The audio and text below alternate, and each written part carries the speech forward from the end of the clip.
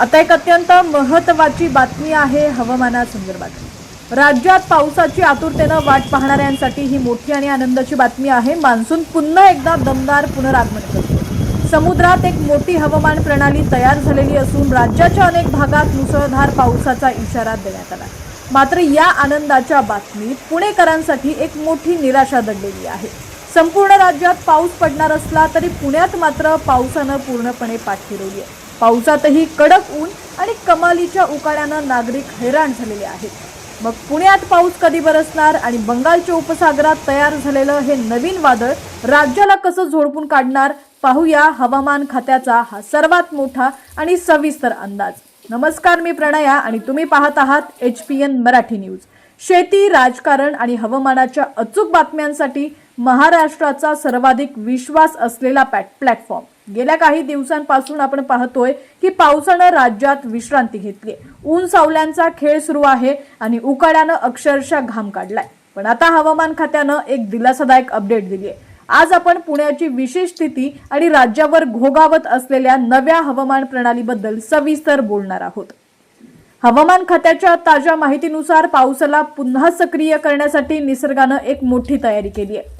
उत्तर बंगालचा उपसागर आणि लगतच्या दक्षिण बांगलादेश परिसरात वाऱ्यांची एक चक्रीय स्थिती निर्माण झाली आहे. ही हवामान प्रणाली आता नैऋत्य दिशेनं झुकलेली असून पुढील 24 तासात ती तिथं एक तीव्र कमी दाबाच्या क्षेत्रात त्याचं रूपांतर होण्याची दाट शक्यता आहे. याचा थेट आणि मोठा परिणाम आपल्या महाराष्ट्रावर दिसून येणार आहे. त्यामुळेच राज्याच्या विविध भागात, विशेषतः विदर्भ, मराठवाडा आणि कोकणात मान्सूनच्या दमदार पुनरागमनाचे स्पष्ट संकेत मिळालेले आहेत. आपला बळीराजा ज्या पावसाची वाट पाहत होता तो आता पुन्हा राज्याच्या दिशेनं येऊन धडकणार आहे. पण राज्याच्या इतर जिल्ह्यांमध्ये पावसासाठी अनुकूल वातावरण तयार झालं असलं तरी राज्याची सांस्कृतिक राजधानी असलेल्या पुण्याची अवस्था मात्र वेगळीच आहे. पुणे आणि परिसराची पावसाची प्रतीक्षा अजूनही संपलेली नाही. हवामान विभागानं वर्तवलेल्या अंदाजानुसार पुढील 5 दिवस पुणे शहर आणि आसपासच्या परिसरात पावसाची कोणतीही मोठी शक्यता नाहीये. सकाळी आकाश निरभ्र असेल आणि दुपारनंतर केवळ ढगाळ वातावरण असेल. याचा अर्थ पुणेकरांना तुर्तास तरी कडक ऊन आणि दमट हवामानाचा सामना करावा लागणार आहे. कमाल तापमानात सतत वाढ होत असल्यामुळे पुणेकर या पावसाळ्यातही अक्षरशः उकाड्यानं घामेघूम होत आहेत.